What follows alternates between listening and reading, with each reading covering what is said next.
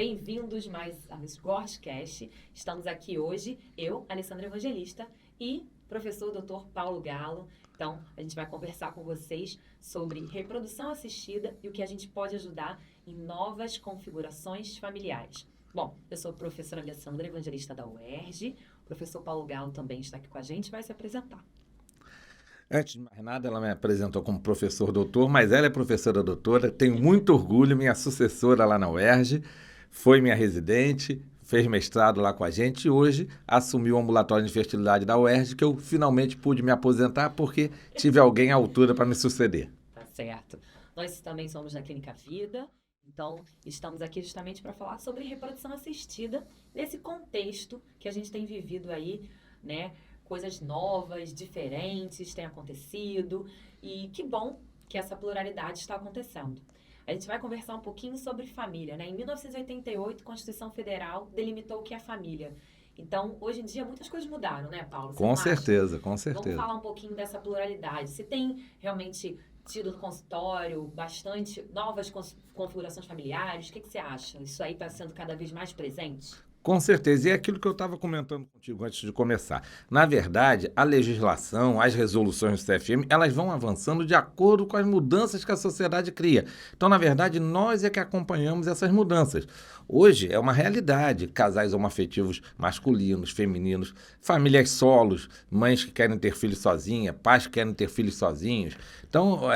Então, hoje a gente tem que vivenciar isso e graças a Deus as resoluções do CFM hoje contemplam todas essas novas configurações familiares para dar segurança a todos esses novos casais que querem constituir uma família, ter seus filhos e poderem ser felizes. Eu acho interessante a gente trazer também, né, as questões do próprio IBGE, né? O censo, ele estabeleceu que aproximadamente 3 milhões de pessoas se caracterizam como gays, lésbicas ou bissexuais. Então, obviamente, a gente tem que estar realmente conversando com essas pessoas e nós, como ginecologistas, orientando no consultório tudo que a gente pode ajudar para que realmente elas atinjam o objetivo da gestação. Além disso, 11 milhões aproximadamente de mulheres solos como mães e configurando essa família monoparental, como você conversou. Eu acho interessante a gente falar que quando a gente pensa em novas configurações familiares, por que esse assunto, por que esse tema? A gente sabe que é muito comum a gente pensar naquela família tradicional brasileira, né? Vamos falar assim, né? E aí vem, obviamente, uma mulher e um homem e a gente entende que ali tem um óvulo, tem um espermatozoide e tem um útero para justamente ocorrer a gestação. A gente não vai falar de infertilidade hoje, porque senão vira 2 podcasts. Mas é importante a gente entender que para ajudar essas famílias, essas novas configurações familiares, sem dúvida nenhuma, a gente vai precisar entender o que está faltando, o que está deixando de existir naquele contexto.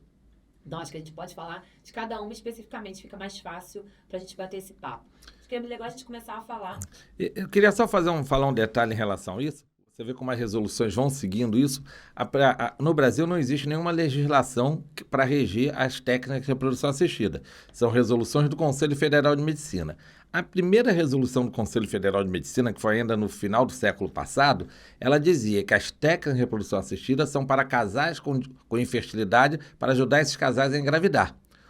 Agora as resoluções foram mudando e hoje em dia a resolução do CFM define que as técnicas de reprodução assistida é para ajudar qualquer casal a engravidar. Quer eles tenham infertilidade, quer eles não tenham, quer seja por opção sexual. Então já beneficiando, indicando que as técnicas de reprodução assistida são para ajudar todos os tipos de casais, todos os tipos de configuração familiares a atingir seu sonho de constituir uma família. Eu achei bem interessante que o Conselho Federal de Medicina me colocou uma coisa que abrangeu de um modo bem importante.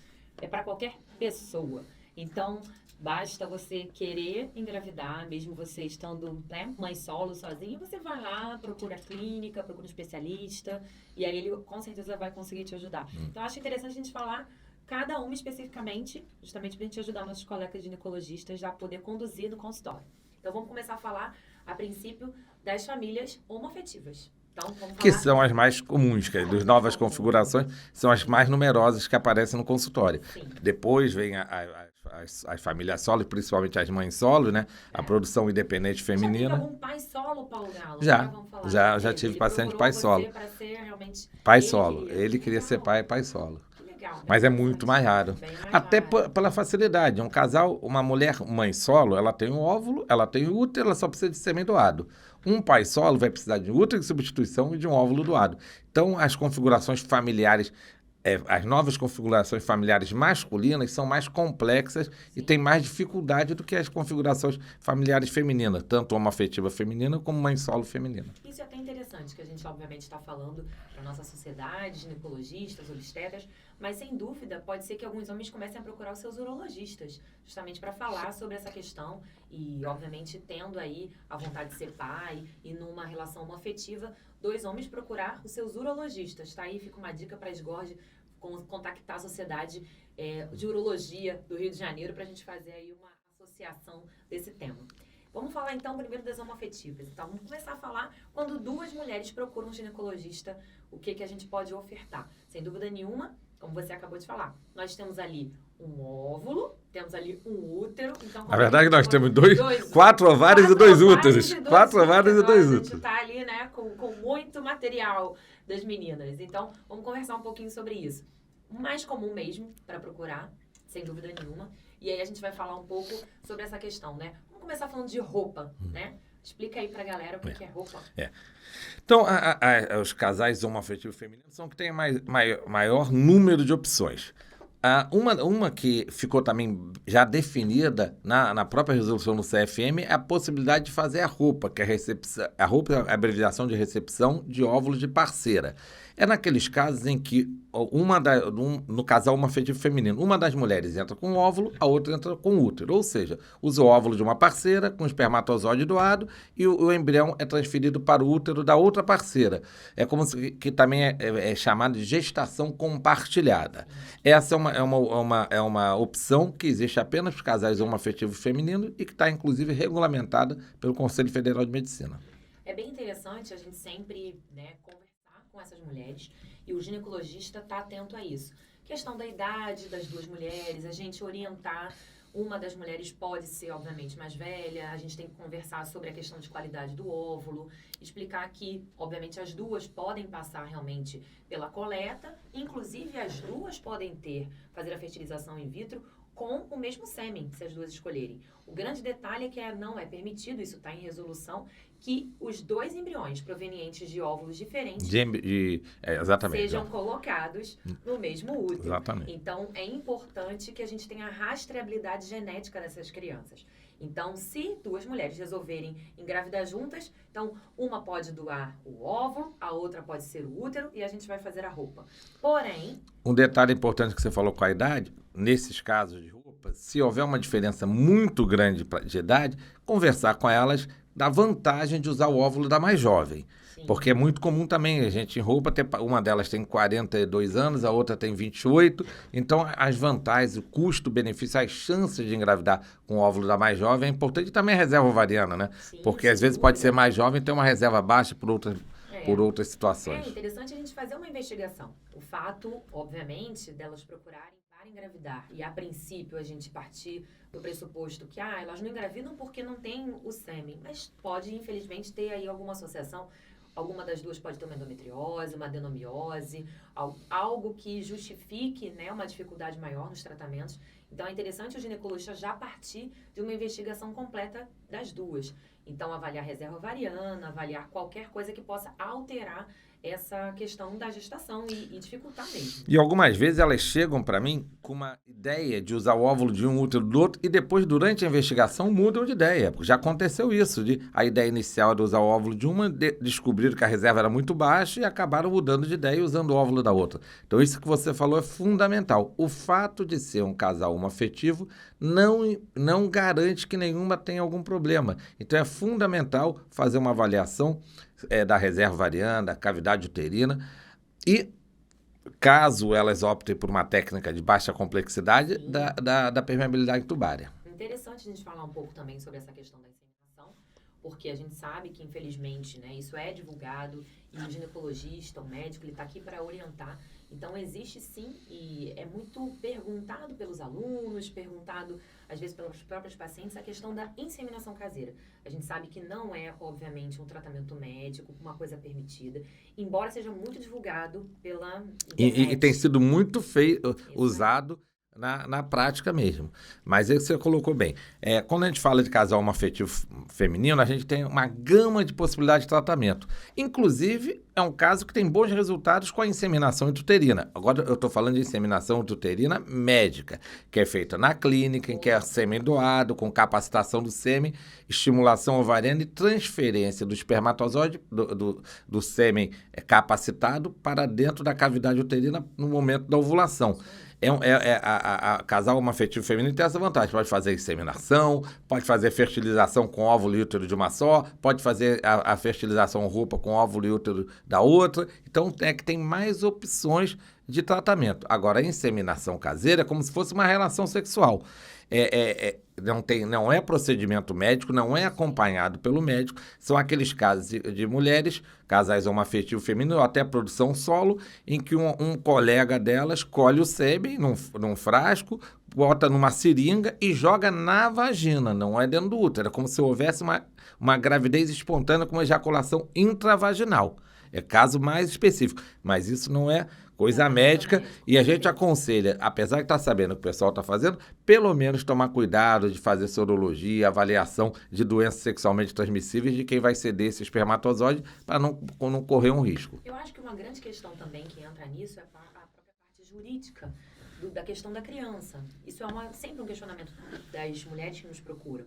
Então, elas têm um respaldo a partir do momento que elas fazem um tratamento médico, seja num consultório do ginecologista ou na inseminação ou na clínica, para poder realmente ir ao cartório e declarar que aquela criança é das filha duas. das duas. A partir do momento que você está fazendo um tratamento caseiro, você perde essa oportunidade. Você não tem realmente como fazer essa justificativa. Isso que você colocou é muito importante, porque no momento que você faz um procedimento desse caseiro, amanhã ou depois, se essa pessoa que cedeu o sêmen resolve querer ser pai, resolve assumir a paternidade, ele pode entrar na justiça, fazer um teste de DNA e solicitar a paternidade.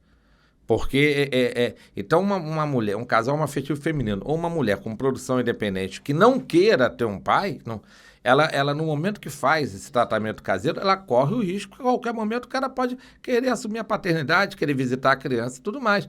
Porque não tem nenhuma comprovação de nada de como foi feito, se eles combinaram isso ou combinaram aquilo.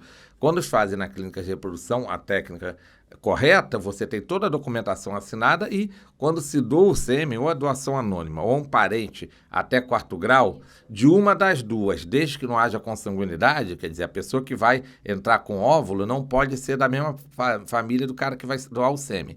Você está completamente coberta e a maternidade é somente das duas. Com certeza, acho que isso é muito importante da gente relatar.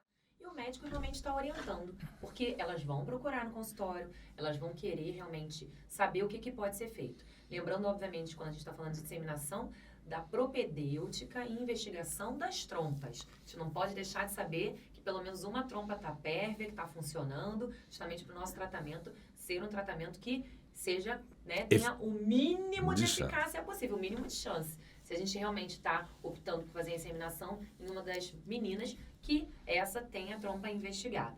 Então, só para a gente fechar esse bloco, das meninas, a gente falou de inseminação intrauterina, vamos lembrar das trompas, a gente falou da fertilização, e na fertilização a gente pode sim as duas coletarem óvulos, as duas terem os seus embriões feitos com o mesmo sêmen, só não pode transferir os 2 embriões provenientes de óvulos diferentes para o mesmo útero. Importantíssimo.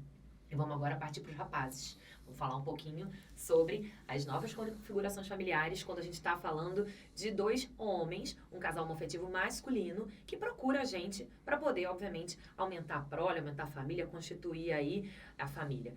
Como é que a gente oferta, né? Primeiro que está faltando nessa configuração, o óvulo e o útero. Você falou uma coisa interessante, eu acho que é bom a gente falar sobre isso. Isso mudou na última resolução. O Conselho Federal de Medicina, em 2022, ele estabeleceu que poderia ser tanto uma doação anônima, como parentes de até 4º grau. Como o Dr. Paulo Galo falou, não incorrendo em consanguinidade. Gente, quem dá o óvulo não pode ser da família de quem está dando o espermatozoide, porque senão virou um embrião que é às vezes, filho de um irmão com irmã. Não pode isso. Então, é super interessante a gente falar sobre isso também na configuração masculina. Então, procuram a gente vai fazer toda uma investigação. A parte masculina, como sempre, um pouco mais fácil, né? A gente pede um espermograma, vê se está tudo bem com os meninos. E, mais uma vez, a gente vai precisar desse óvulo. Doação anônima. Interessante a gente falar também que, segundo a última resolução, ocorreu uma mudança. E, obviamente, né, no Brasil, a gente está tendo aí toda uma alteração, né, feita pela Anvisa sobre o BCTG, que é para realmente poder importar esses óvulos. Algumas clínicas têm seus bancos, a gente sabe disso, banco de óvulo, pensando aí nos meninos que vão precisar dos óvulos. E também, parente, é mais comum para você, pessoas querendo doação anônima ou parente até quarto grau? A primeira coisa disso que você colocou, que o número de casais homoafetivos masculinos é infinitamente menor do que de homoafetivo feminino. E de pais solos, mais ainda. Pais solos, eu tive 1 ou 2 casos em mais de 20 anos. Né? E mesmo assim, só um acabou efetivamente fazendo o tratamento. Mas quando você tem um pai solo, é mais complicado, porque aí tem que ser óvulo doado, porque se for pegar de uma parente, vai ter consanguinidade. Então, se for um pai solo, vai ter que ser óvulo doado e útero de substituição. O útero de substituição pode ser uma parente até 4º grau. Se não tiver uma parente até 4º grau, pode ser qualquer amiga sem interesse financeiro, desde que autorizado pelo CRM. Tem que dar uma entrada com um documento todo num processo do CRM para ter autorização. Já os casais homoafetivos masculinos, fica mais fácil, porque o útero de substituição pode ser de qualquer um dos 2 parceiros. Então, você tem parentes até 4º grau de cada um dos 2 parceiros que podem entrar com útero, tá? O óvulo pode ser também de até 4º grau, só que aí é cruzado. Se for o espermatozoide de um, tem que ser parente até 4º grau do outro, e vice-versa, né? Ou óvulo doado, que são daqueles casos de banco de óvulos, que pode ser banco de óvulos da própria clínica, ou os bancos de óvulos importados, que a maioria das clínicas hoje trabalham com isso, apesar de estar suspenso temporariamente pela Anvisa. Com certeza a gente vai conseguir aí. O Brasil ele tem clínicas maravilhosas, a gente vai conseguir botar tudo isso em ordem. Daqui a pouquinho esse banco estrangeiro está voltando com força total. É lógico que assim, não é muito comum, né, a gente ver no Brasil essa coisa de doar óvulo. A gente sabe que existe sim pessoas que precisam, mas ainda não é uma cultura da gente fazer essa questão da doação. Embora, eu acho que aos poucos vai aumentando. Eu acho que a gente está orientando as pacientes, explicando que é possível, que uma menina jovem, com até 35 anos, na verdade, a resolução do Conselho Federal de Medicina estabelece até 37, mas cada clínica tem ali o seu regimento interno para doação de óvulo, então cada clínica faz do seu jeito. E é interessante, obviamente, que existe essa cultura da doação justamente por isso. Vão existir, sim, casais como os homoafetivos masculinos que vão precisar e, obviamente, pode ser até um tratamento de uma mãe solo, que já está aí, entrou na insuficiência ovariana, já não produz mais os seus próprios óvulos e vai precisar de óvulo e de espermatozoide. O que eu acho interessante a gente conversar também, essa questão do útero. Você falou, né, do útero ser realmente de um parente, né, que é o ideal, obviamente, parente até 4º grau, ou entrar realmente pela questão de um processo no Conselho Regional de Medicina. E a avaliação. É muito comum que a gente acha que é só trazer a tiracolo essa pessoa, mas a pessoa que vai ser o útero de substituição, e eu corrijo o tempo todo os meus alunos que ainda falam barriga de aluguel, no Brasil não é permitido nenhum custo para essa pessoa. A gente não vai fazer pagamento nenhum. Não pode ter interesse financeiro nenhum. Aluguel aí, não tem aluguel nenhum. É realmente... Você está ajudando uma pessoa que está precisando dessa matriz uterina que não existe nesse contexto. É uma barriga solidária, útero de substituição. E essa pessoa passa pela avaliação. Interessante que ela também, obviamente, seja uma pessoa saudável. Ela tem que ter pelo menos um filho nascido vivo. Interessante a gente falar sobre isso. E ela precisa ser avaliada. Então, vai fazer os exames ginecológicos. Tem que ver se a cavidade uterina está boa, videosteroscopia, sorologias. Se ela é saudável, ela pode ser uma paciente, por exemplo, né, a gente pensando na mãe de um dos meninos, ela pode já ter algumas doenças crônicas, então é interessante a gente saber se é uma pessoa que está bem orientada, sabe dos riscos que ela vai passar durante uma gestação. Então, isso tudo é conversado. E o ginecologista também está inserido nesse processo, porque esse casal ele pode chegar até através dessa avó, que está querendo ser muito vó, no consultório e procurar. Olha, doutora, estou sabendo que eu posso ajudar o meu filho e o meu genro a terem o meu netinho, queria saber mais informações. Então, cabe realmente ao ginecologista conversar, explicar e falar tudo que a gente está falando e principalmente investigar, dar esse norte, dar essa direção.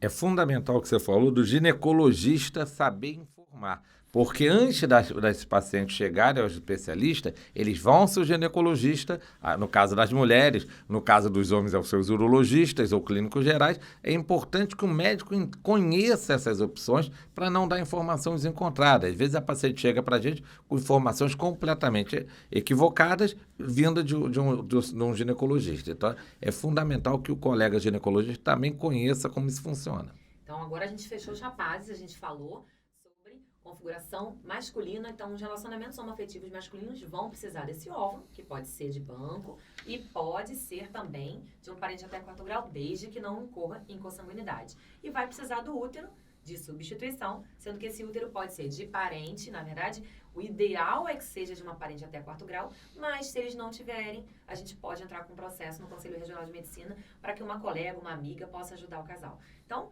vamos agora para as famílias monoparentais, sem dúvida nenhuma, como você falou, as monoparentais femininas, ou seja, a mãe solo que nos procura, que quer fazer uma produção independente, é muito mais comum do que um pai solo. Com certeza. Como você falou, né? Você teve 2 e apenas um concluiu. Deu segmento. Eu nunca tive pai solo. Já tive um que congelou sêmen, porque ele queria fazer vasectomia e nem filho tinha. Falou que não... Acho que, inclusive, suspeito que seja jogador de futebol, viu? Que ele falou que não queria ter filho e que ele queria só congelar sêmen e fazer vasectomia. Mas não tinha filho. Então, planejamento reprodutivo reverso. Mas foi isso que ele fez. Então, o que eu acho interessante a gente falar?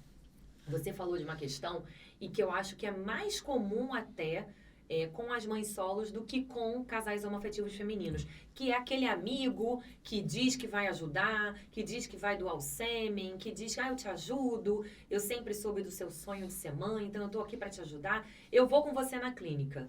Então é importantíssimo que o ginecologista mais uma vez oriente, ou seja, esse homem participando do processo, ele na clínica... Não sendo anônimo, ele tem ali...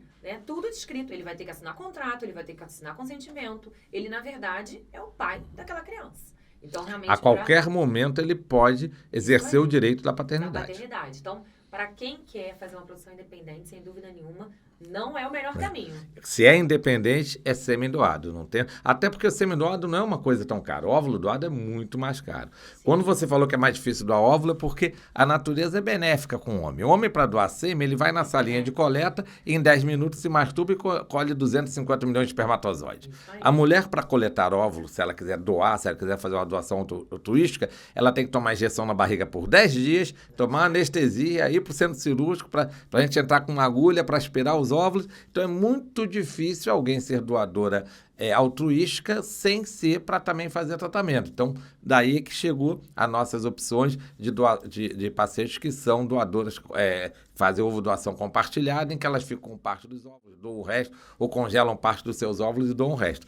É a maneira que a gente encontra para conseguir essa doação de óvulos. Sem dúvida. É importante a gente falar sobre isso, porque até as pacientes que vão fazer produção independente, elas podem ter aí a dificuldade de produzir óvulos, porque podem já ser pacientes, obviamente, com idade mais avançada, mais maduras, que resolveram engravidar depois de um tempo, que não tiveram a condição de engravidar antes. E aí, sem dúvida, elas podem optar tanto pela recepção de óvulo e espermatozoide, quanto, obviamente, a recepção de um embrião, porque existe também doação embrionária. Mais uma vez, a gente vai investigar essa paciente adequadamente, saber se ela está apta a gestar, saber se a gente tem que, obviamente, resolver alguma questão, principalmente do ponto de matriz uterina, ver se a cavidade uterina está adequada, se não tem uma adenomiose, endometriose, um mioma, algo que atrapalhe esse contexto. E orientar, que eu acho bem interessante, essas mulheres que têm dúvida, não estou na dúvida, não sei se eu quero, não sei se eu não quero, quando elas forem engravidar, se elas já tiverem óvulos congelados, melhor ainda. Com certeza. Sem dúvida nenhuma, isso é papel do ginecologista. Essa questão do planejamento reprodutivo, orientar mulheres que estão na dúvida se querem ou não querem, que existe o congelamento de óvulo. Talvez a gente acabe facilitando esse processo dessa mulher solo, que quer uma produção independente no futuro, sem dúvida alguma. Perfeito. Quando você fala de mulher solo, essas pacientes têm a possibilidade, por exemplo, de fazer uma inseminação que é um procedimento mais simples e mais barato. Mas nesses casos de Dependendo da idade inseminação, também. nesses casos de inseminação, é fundamental avaliar idade, avaliar cavidade uterina e avaliar trompas. Sim, Se é uma mulher saudável, com uma boa reserva, com uma idade boa, principalmente abaixo dos 35 anos, e quiser tentar uma inseminação com sêmen doado, é um procedimento mais barato, e se ela não tiver nenhum problema para engravidar, ela vai ter uma chance de pelo menos 20% de engravidar. Agora, obviamente, a fertilização in vitro geralmente tem 4 vezes mais chance do que a inseminação intrauterina.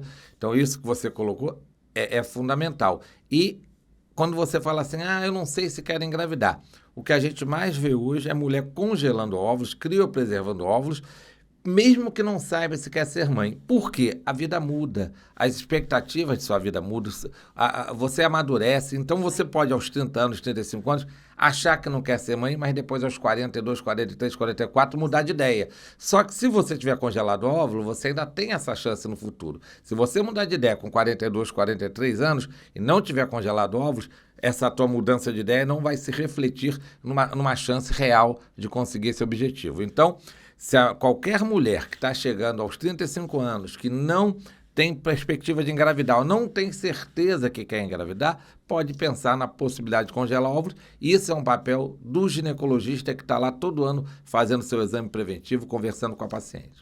Sem dúvida nenhuma, aproveitando esse gancho do congelamento de óvulo, a gente pode falar agora das famílias trans, porque a gente cada vez mais tem, obviamente, passado, né, por essas questões, e é interessante a gente orientar. Então, o homem trans, que é aquela mulher que biologicamente nasceu mulher e que tem ovário, ela também deve ser orientada ao congelamento de óvulo antes do processo da transgenitalização, assim como o homem. Então, mulher trans, que era o homem biológico, ele também deve ser orientado a congelar sêmen antes do processo de transgenitalização, porque eles podem ter realmente no futuro interesse, mais uma vez, reprodutivo e nessas configurações familiares. Isso então, que você está falando é fundamental, porque toda pessoa trans homem ou trans mulher, são submetidos a tratamento hormonais em altas doses para mudar suas características sexuais secundárias. E esses tratamentos hormonais vão comprometer a fertilidade, tanto do homem como da mulher. Então, hoje, é uma recomendação de todas as sociedades que trabalham com reprodução humana. Todo paciente que deseja mudar, fazer a sua ser transgênero, mudar as suas características físicas, um trans homem ou uma trans mulher, orientá-los quanto à possibilidade de congelar óvulos, se for um trans homem, e de congelar sêmen, se for uma trans mulher, antes de iniciar o processo de mudança de sexo. Com certeza. Então, a gente está aqui finalizando. Foi um bate-papo muito bom, né? Com o Dr. Paulo Galo e a doutora Alessandra. Então, agradeço a SGORD mais uma vez o convite. E você fica atento aqui ao nosso SGORDcast, vai ter vários assuntos, várias coisas interessantes, sem dúvida nenhuma. Assista, comente, compartilhe as informações para que a gente possa atingir mais pessoas com informações relevantes. Eu também quero agradecer a SGORD, em especial o presidente Silvio, por essa iniciativa. O SGORDcast está sendo um sucesso e dizendo da minha satisfação, do meu orgulho de estar aqui dividindo esse SGORDcast com a Alessandra, essa troca de conversa, de bate-papo com gerações, e que a gente sabe, isso nos deixa muito tranquilo, nos deixa muito feliz de saber que a gente vai passando pela profissão, vai passando pela vida e vai deixando pessoas, vai deixando sucessores, vai deixando pupilos, que isso é que vai nos eternizar nessa vida, é saber que a gente vai embora e deixou alguma semente plantada aí. Eu estou muito orgulhoso de estar aqui contigo hoje. Muito obrigado. Meu eterno professor, meu eterno padrinho. Muito obrigado. Um abraço grande para todos. Fiquem com Deus.